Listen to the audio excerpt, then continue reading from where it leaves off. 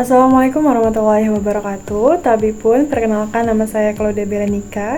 Saya dari program studi S1 Akuntansi Universitas Teknokrat Indonesia. Di video kali ini saya ingin menjelaskan mengenai laporan keuangan konsolidasi. Berdasarkan PSAK 85 tahun 2014, laporan keuangan konsolidasi ini disebutkan bahwa investor mengendalikan investor ketika investor terekspos atau memiliki hak atas imbal hasil variabel dari keterlibatannya dengan investor dan memiliki kemampuan untuk mempengaruhi imbal hasil tersebut melalui kekuasaannya atas investor. Nah, konsolidasi laporan keuangan ini merupakan proses menggabungkan dua atau lebih laporan keuangan yang dimiliki oleh dua atau lebih entitas sehingga menjadi sebuah laporan keuangan utuh dan menyeluruh yang mencerminkan semua hasil operasional. Nah, operasional, arus kas, dan posisi keuangan entitas-entitas tersebut seluruhnya. Prosedur dari laporan keuangan konsolidasi ini, kalau menurut PSAK nomor 65 tahun 2014, prosedur laporan keuangan konsolidasi ini memiliki beberapa, yaitu yang pertama, menggabungkan aset, liabilitas, ekuitas, penghasilan, beban, dan arus kas sejenis dari entitas induk dengan entitas lainnya. Nah, sedangkan yang kedua yaitu mengeliminasikan jumlah tercatat dari investasi entitas induk pada setiap entitas anak dan bagian entitas induk pada ekuitas setiap entitas anak. Yang ketiga yaitu mengeliminasikan seluruh penuh aset dan liabilitas, ekuitas, penghasilan, beban, dan arus kas dalam intra-kelompok usaha terkait dengan transaksi antar entitas dalam kelompok usaha. PSAK nomor 65 tahun 2014 juga menyatakan bahwa jika entitas-entitas dalam kelompok usaha ini akan dikonsolidasikan menggunakan kebijakan akuntansi yang berbeda dan kebijakan akuntansi yang digunakan dalam penyajian laporan keuangan konsolidasian. Maka ketika laporan keuangan konsolidasian ini dilakukan penyesuaian untuk memastikan keseragaman. Nah, kali ini yang akan kita bahas mengenai jurnal eliminasi. Apa sih jurnal eliminasi itu? Jadi, jurnal eliminasi itu digunakan untuk menyesuaikan saldo pada setiap akun yang terdapat pada setiap entitas yang akan dikonsolidasikan sehingga mencerminkan saldo yang seharusnya ketika seluruh entitas yang dikonsolidasikan ini dianggap sebagai sebuah entitas tunggal. Saldo konsolidasi ini hanya mencerminkan transaksi dengan pihak eksternal. Nah, sekarang kita akan bahas mengenai akuisisi dengan kepemilikan penuh. Nah, apa sih ini maksudnya? Jadi maksudnya di sini konsolidasi sesaat setelah akuisisi seluruh kepemilikan entitas anak. Menurut PSAK nomor 65 tahun 2014, ini menyatakan bahwa entitas induk itu akan mengkonsolidasikan entitas anak dari tanggal diperolehannya pengendalian sampai tanggal hilangnya pengendalian entitas induk atas entitas anak. Supaya teman-teman dapat mengerti lebih lanjut, mari kita bahas contoh soalnya ya. Oke guys, jadi di sini kita akan membahas contoh yaitu jurnal eliminasi.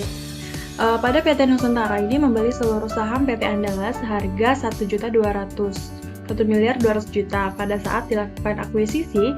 Diketahui bahwa nilai wajar dari aset dan nilai liabilitas PT Andalas ini sama dengan nilai tercatatnya. Nah, nilai tercatat dari seluruh ekuitas PT Andalas ini adalah 1.200.000.000. Sehingga nilai investasi yang dikeluarkan oleh PT Nusantara ini sama dengan nilai tercatat dari seluruh saham yang diperoleh.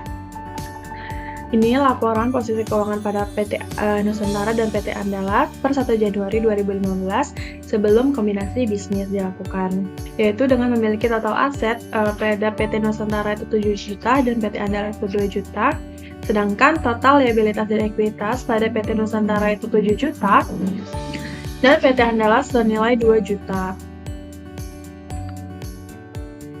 Nah, transaksinya ini yaitu nilai akuisisi dan nilai wajar.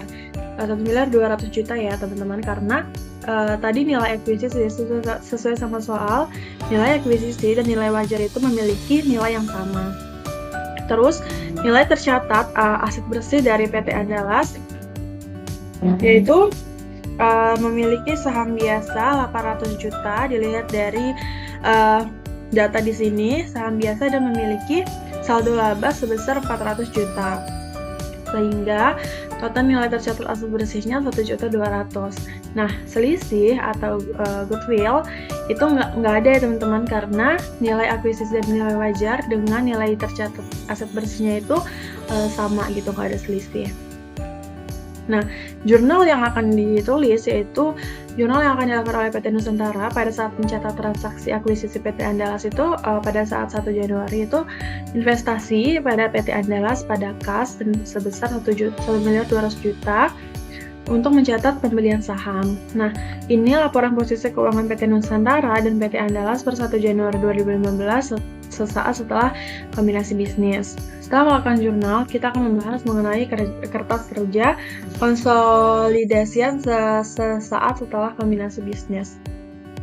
Nah, di sini sesuai sama data yang ada di sini, investasi pada PT Andalas 7.200.000 dengan total nilai 7 juta. Dengan jurnal eliminasinya itu kan tadi investasi pada PT Andalas ini dimiliki PT Nusantara nih awalnya sebesar 1.200.000.000.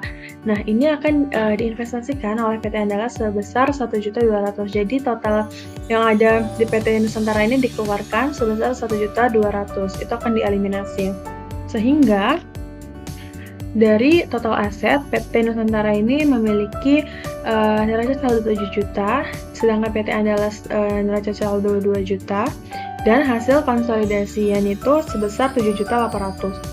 Sedangkan total liabilitas dan ekuitas dari neraca saldo PT Nusantara 7 juta, sedangkan PT Andalas 2 juta, serta jurnal eliminasi 1.200.000 di debit dan di kredit 1.200.000 dan memiliki nilai konsolidasi 7.800.000. Jurnal eliminasinya itu saham biasa pada PT Andalas 800.000 dan saldo laba 400 juta pada investasi pada PT Andalas 1.200.000. Tadi kan investasi yang dilakukan itu 1.200.000 dengan saham biasa itu 800.000 dan saldo laba 400 juta itu ada di laporan keuangan. Ini jurnal untuk mengeliminasi ekuitas entitas anak. Kalian dapat mengerti dengan apa yang saya sampaikan ya. Bye!